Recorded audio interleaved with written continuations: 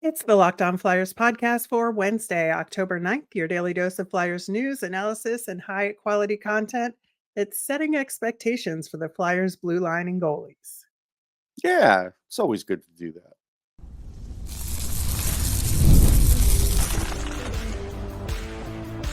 You're Locked On Flyers, your daily podcast on the Philadelphia Flyers. Part of the Locked On Podcast Network, your team every day.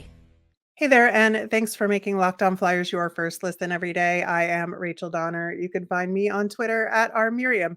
I'm here, as always, with Russ Cohen, who's on all your favorite social media apps at Sportsology.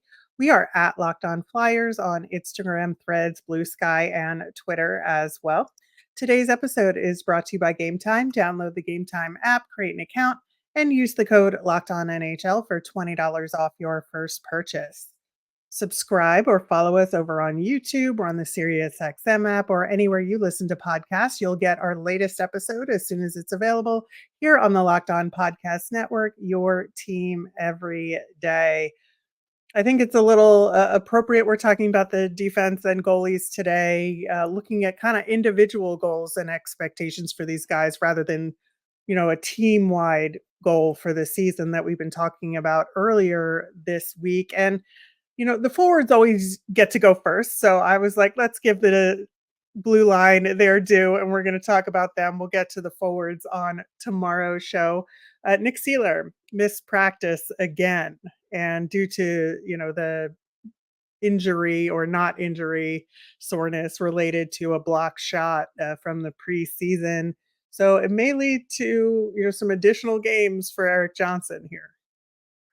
May? Definitely.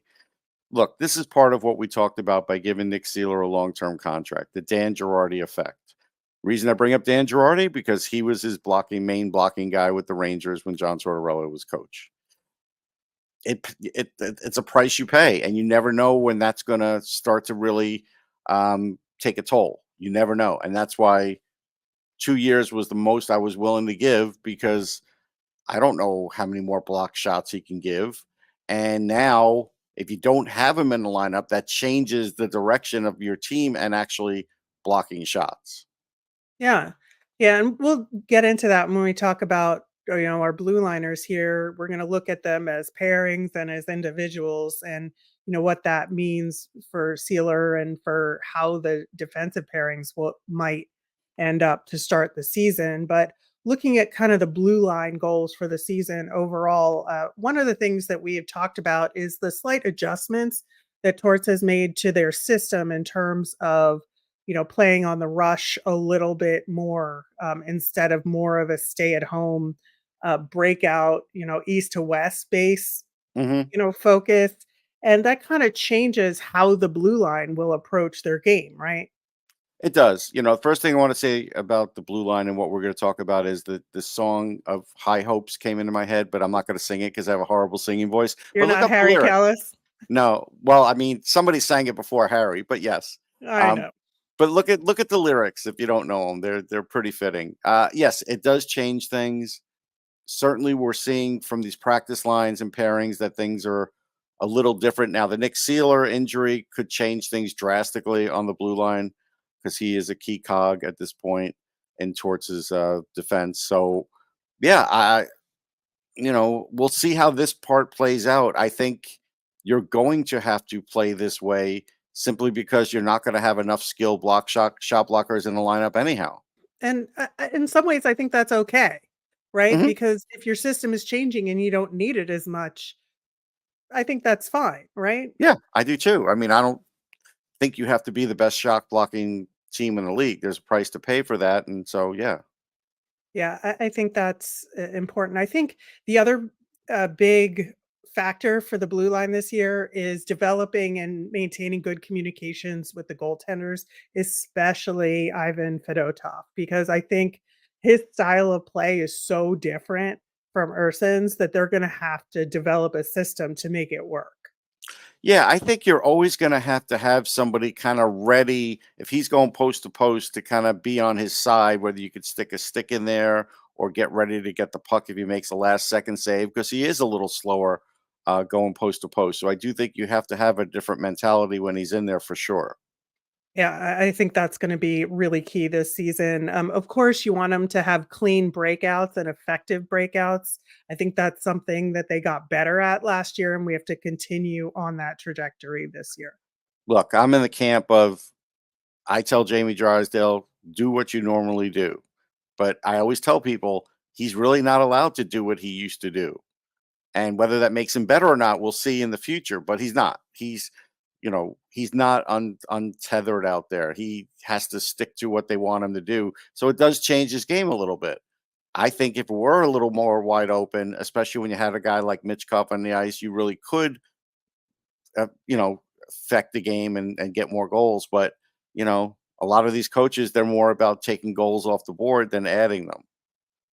Well, that's an interesting point because that's kind of like the next bullet point on our checklist for the D is to get more offense out of the defense. I think, Well, that was yeah. lacking last season to some degree. And you look at, this is a good transition to start talking about them individually because in the top pairing of Sanheim and York, there were 0 power play goals between them all season. And I know the power play Is is 0 bad, fraught. Rachel? I'm just asking it. A negative is worse, right? Well, I mean, they were in the negative, both of them, plus minus, so we won't even go there, but when you're the top pairing defenseman, the chances of that are higher than not, but I think that, you look at that stat that they didn't neither one of them had a power play goal all season, that's gonna affect your get more offense out of the defense kinda Yeah. ambitions, right? Yeah, it has to get better. I'm gonna go on a mini rant here just based on what I'm seeing in practice as far as lines and stuff. Um, I'm gonna say this. So, second power play. Stop putting the safe guy in Igor Zamula on there, especially if Sealer's not going to be playing. Keep Emil Andre, put him on your second power play. You might actually get some power play points out of that. Zamula, yeah, he might get a shot through, but he really isn't even that good of a distributor on a power play, but he's super safe. I get it. He'll never make a Yeah. mistake, but he's never going to add to a lot of points either, where Andre could really help your point level. And to me, that upgrade could be big for them, depending on how long they let the second unit stay on the ice. Right. I think that's, one of the reasons why we talked about Emil Andre being the one who earned the spot ultimately, because we think that there's a lot he can contribute on that front to the biggest sore point of the team from last year by a mile. So I think, there is something to that, but going with who we actually have on the roster at this point, looking at Travis Sanheim, he had 44 points last year. I think he can do better. I would set a goal for him for 50 points this year. Hopefully, if he gets power play time, he can contribute more, but he's obviously got to be the team leader on the blue line here, right? I mean, he really does need to get 60. I mean, 60 is almost like a baseline number for a number one defenseman in this league. Like it just is. And so I think that has to be the number. Yeah, I get that. I just feel like we know, all of us collectively, that Travis Sanheim is not technically a number one defenseman. He is the Flyers' number one defenseman, but he isn't in the grand scheme of things. So that's why I say 50. But I think that he has to increase his offensive contribution, I think, this year, regardless. Yeah. I mean, 50 is a safe bet. I think he could do that. I'm just saying, yes, if this is the case, then you still have to shoot higher in the future to get somebody else who's going to get you more. But for this year, yeah, fine. I'll live with 50. And then, we talked a lot last season about his time on ice being excessive, to say the least. Last year, it turned out to be 23:48 was his average time on ice. I think it should be about a minute less when Yeah. all is said and done to end the season. So that's a little bit less ice time to get those points, but it should be more effective time overall if he's not gassed. Problem is, who are you giving the minute to? We all think it should be Yegor Zamula, but I don't know that they're doing that.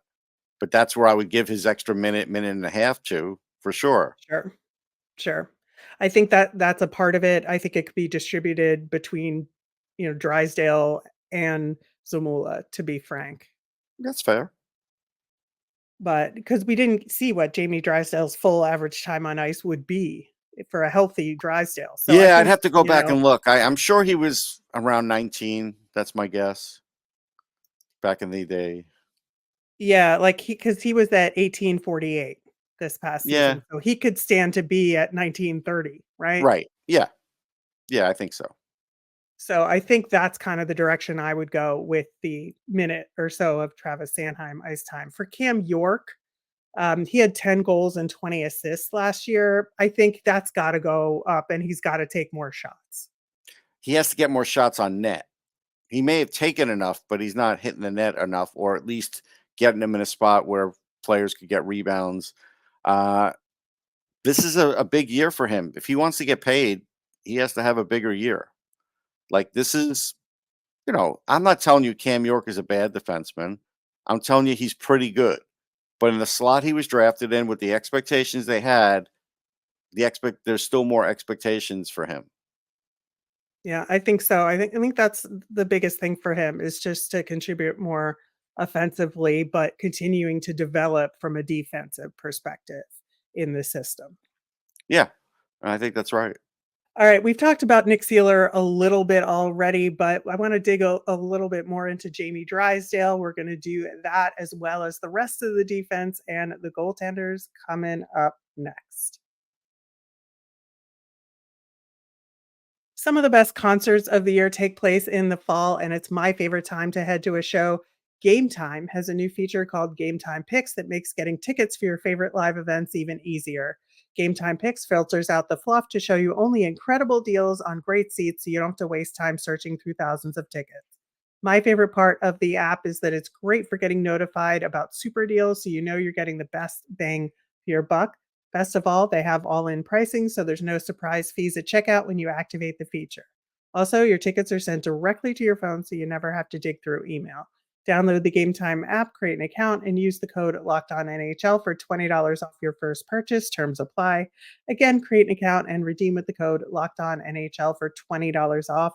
Download Game Time today. What time is it? Game time. We're going to get to your mailbag questions later in the show. And like I said, tomorrow we are going to talk about the forwards before Friday, where we get to preview our first regular season game. So much good stuff coming up for the rest of this week. Digging back into Jamie Drysdale and his goals for this season. Obviously, we know he only played 24 games last season and he wasn't healthy. All indications are that he's at least in a really good starting spot this season in terms of how he feels. Obviously, I think it's still going to take a little bit more time to get him to 100%, but he's starting from a really good spot. His career top was 32 points with the Ducks. So I feel like he should be able to hit at least 30 points for the season, like 5 goals, 25 assists each, approximately. But what do you think? He has to get like 45 points. He just has to. If he doesn't, I don't know if I'm paying him beyond this contract. Like that's just a reality. Like that's something where he's healthy now. He put on this extra weight, which I don't know is the best thing, but he did. So let's see the new Jamie Drysdale, because how much are you going to pay him if you went with that number, right? And then that's the number you get going into a contract year with him. What are you really going to pay him? Well, I think there's something to that, and I would like to see him get more than that. I'm just thinking you're coming back off an injury where you're not necessarily 100% to start the season, and you want to look at the best you've ever done as kind of like your starting off point. I think that seems fair to me and reasonable, especially given how, to your exact point, they kind of limit his game. And so if they don't limit his game, sure, set a goal of 45 points for him.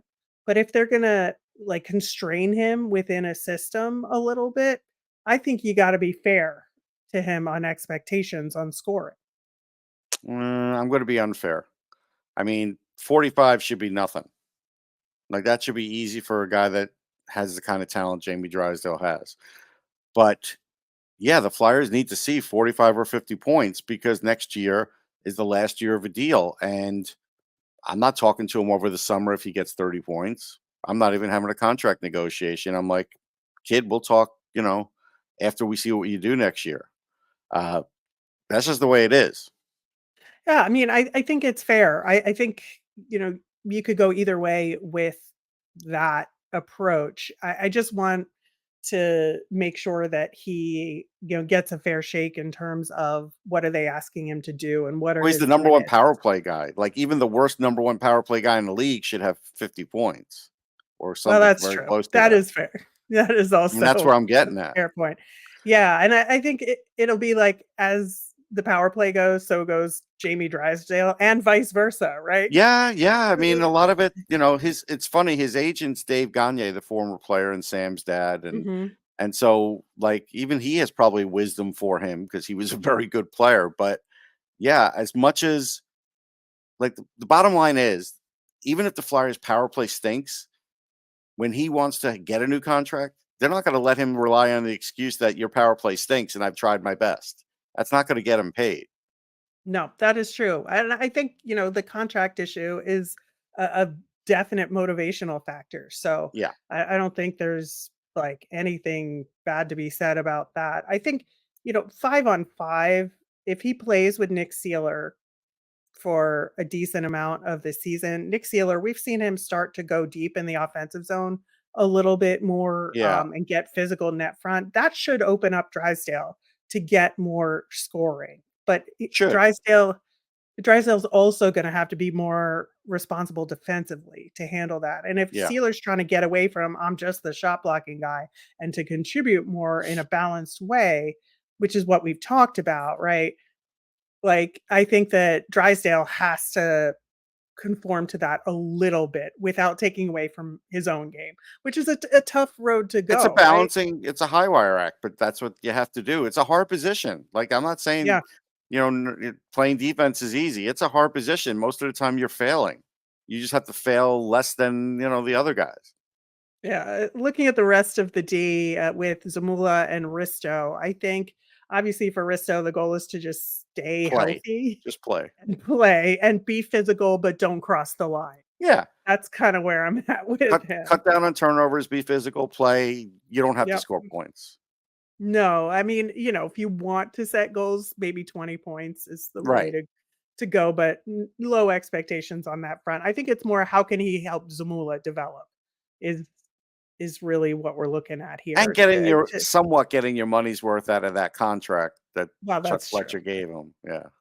Yes, that is also true. But I think getting your money's worth is helping Zamula get to be a Sure. better player in a Sure. lot That's a of part of it. ways.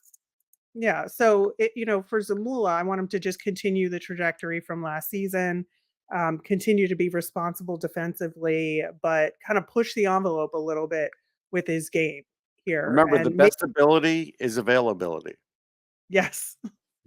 But, just to be a little bit more physical in one-on-one puck battles, I would say. Yeah, for Zamula, yeah, I was getting at Risto for that. But yes, Zamula definitely for sure. If he's really a power play 2 guy, he's got to raise his point level. I don't know if he has that in him, to be honest. I think that's where you're sort of getting at, like with the Ivan Provorov stuff. Like, hey, Gostisbehere had the better shot. Provorov sort of got it on net, but he still never got over. I looked it up, 41 points. So like Zamula's never hitting that number. So that's why I would never have him. That's why I would never have him on power play 2 for that exact reason, knowing that there's, he's probably a 30-point limit. Well, interestingly, Zamula had 2 power play goals this past year. I know. He had more than Sanheim and York combined. I know. He has his moments. So I Yes. think, you could set a goal for him to up his point total from last year, which was 21. Just to 30, improve that on would be that. it. 25 to 30 is probably fine for Yeah. him. But I just want his defensive game to stay responsible. And I think that's where I'm at. And I think it will. I think he's very underrated that way. I do. Yeah, I do too. Eric Johnson played 20 games-ish. Here we go again. We're Yeah. we're going to talk about how many games should somebody play under Torts, and you could never go with the under. So I have to go over that because it's going to be over that.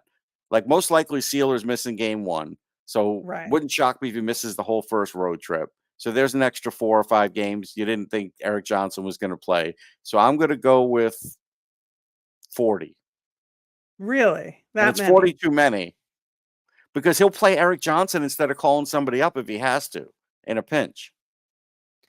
Yeah, in a pinch, sure, but I think, if it depends on the nature of an injury, if it's a stain long enough to call somebody else up, I think that he'll do that, and I Like if think they that know, here's a hypothetical. If they know John Sealer's not going to make the road trip, they may just call up Belpedio to be that scratch guy instead of Andre I don't know saying that they he needs will. to play. I don't know. That's what they did last year. So I have to say, we'll see, but they might. They've done it Yeah. before. It's the only reason I say it. Well, hopefully Nick Sealer is okay, and we don't Right. have to worry about that, But it's and getting they're a just little shaky for that to yeah, start the season. That's all. yeah, yeah. So I just think Andre makes the most sense for a Me too. call up, but we'll see.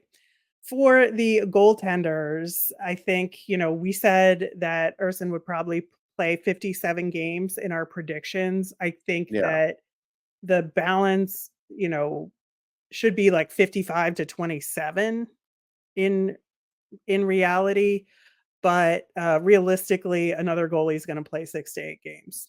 Just it's the nature of the game.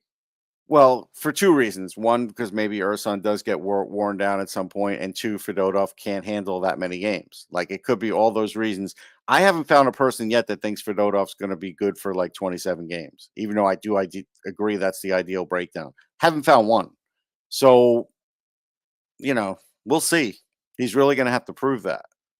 Yeah, and I think there's gonna have to be very strict planning and scheduling for Fedotov, Yes. especially for the Yes. first, 2 months of the season. Like, it has to be on the calendar. We're not changing it unless there's an injury I mean, let's just because say it like it is. Put him up against the easy teams, the teams that you feel are easier.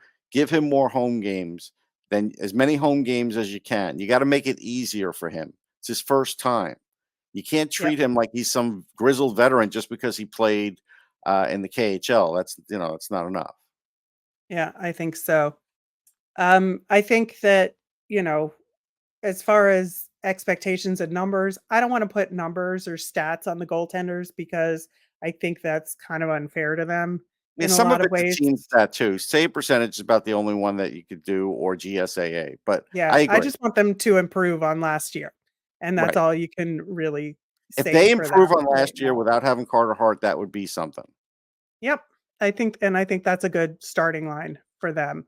Y'all have some really good questions for the mailbag, a couple of which really took Russ to task here and are challenging some opinions. So That's looking fine. forward to getting to those, and we'll do it coming up next. Hey, NFL fans, you can start the season with a big return on FanDuel, America's #1 sports book. So when you get a hunch in the middle of a game, forget having to have dozens of tabs open. You can check out the latest stats, view live play-by-play, and so much more on the same page where you place your bets. I still say take the Eagles over the Browns. You'll get started with $200 in bonus bets guaranteed when you place your first $5 bet. That's FanDuel.com. All right, digging into our mailbag, we had a couple of Jett Luchanko related comments and questions. So at Pets Charles on Twitter said, please no longer than 9 games. It's not like the kid was a fully formed player with nothing left to prove in junior. He's young for his draft class, played only a year and a half in the CHL, and could benefit from competing for a top center roster spot there. Slide the ELC, Danny. I agree. I mean, that's what I would do. I wouldn't even be playing him in any games. And we don't know if he's actually going to play in games right away. They might sit him first. Who knows how they're going to do it? But I still wouldn't do it. But that's okay. I mean, we'll just have to see how he does now. We're all hoping he does well.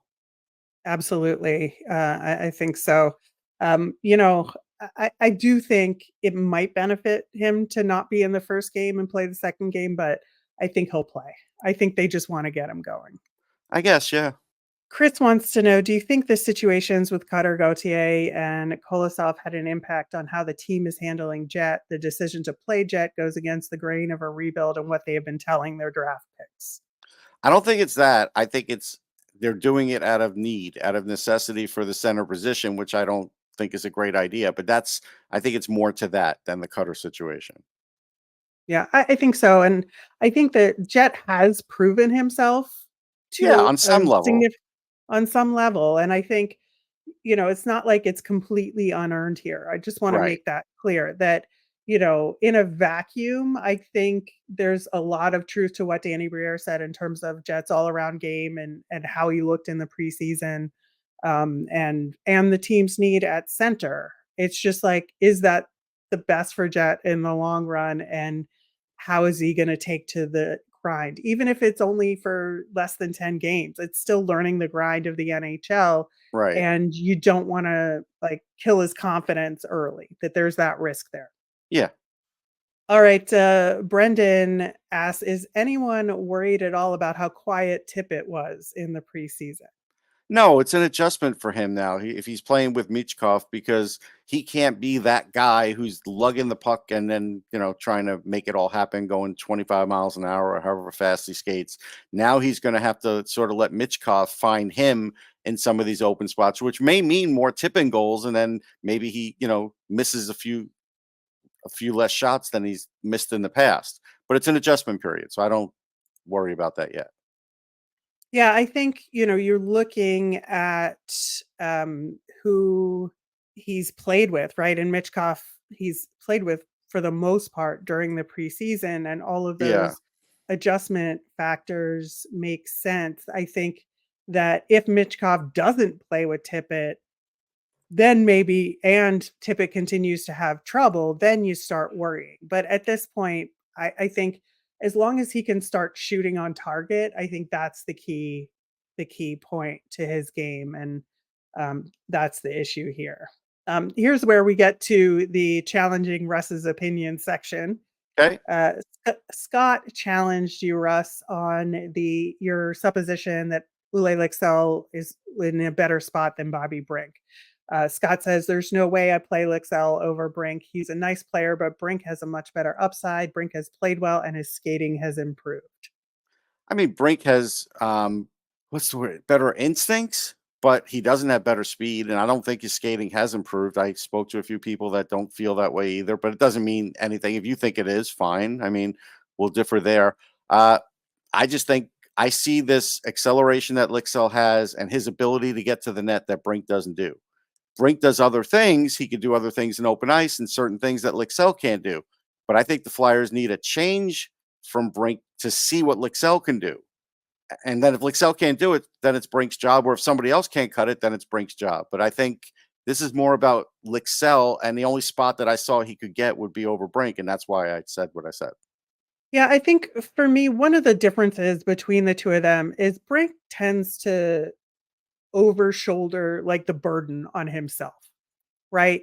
Where especially, if he takes the puck in or he's trying to battle in the corner and he loses a battle, he feels like he needs to make up for it instantaneously and tends to take risks at that point. And I think that is something he needs to kind of get over a little bit and just play his game and not get caught up in some of that. Where Lixell, I think he does make mistakes on occasion, but Sure. he just kind of continues on and moves on and does what's in the best interest of the play overall.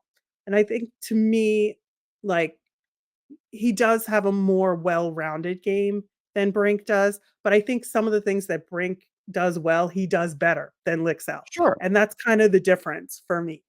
Mhm. I think that's right too.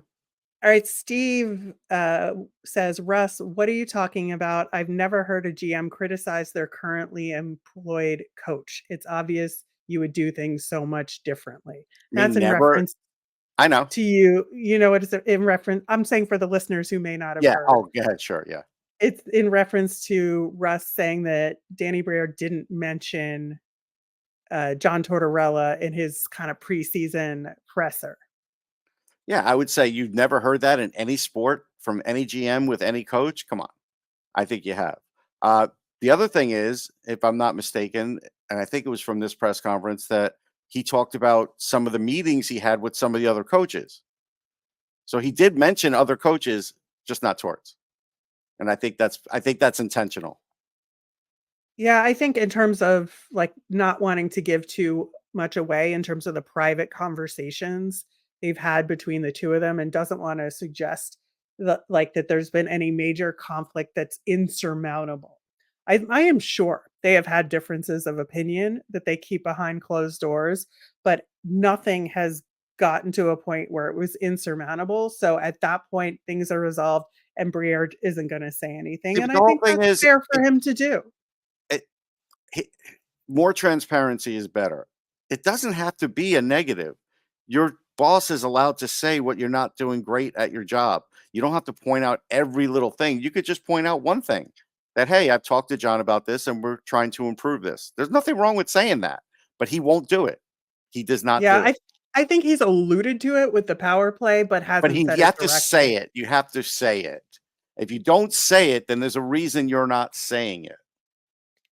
All right, we will agree to disagree on that one, Okay. and, Steve, you're welcome to keep needling Yeah, I Russ on appreciate I that appreciate front. the I appreciate it. It's fine. Yeah, that's the thing, is that I know that it can be frustrating to, like, want something from the coach and not get it, or see a pattern in the coach that you wanna change. And I think it's fair to criticize him. I also think it's fair to defend him. So anybody who wants to defend John Tortorella on this show in the comments, you do it. Yeah, feel 'Cause free. feel We all free. have We are different very opinions. happy to talk about it. Yep. Yeah. Absolutely. Absolutely. Looking forward to the next time this comes up. That will do it for today's show. Tomorrow we will be talking forwards as we creep closer to the first game of the regular season. As a reminder, we always want to hear from you. So if you have more challenges for us or any other questions you want us to answer, you can let us know on Twitter at Locked On Flyers. You can email us at lockedonflyers@gmail.com or comment on our YouTube channel. I'm Rachel. I'm on Twitter at rmiriam. That's RMIRIAM. I'm Russ. I'm at Sportsology, SPORTSOLOGY. Thanks for making Locked On Flyers your first listen today. For your second listen, find Locked On Fantasy Hockey. Become a fantasy hockey expert and get the edge over your league mates with daily tips from Steal and Flip. Find Locked On Fantasy Hockey on YouTube or wherever you listen to podcasts. Have a great day, everyone.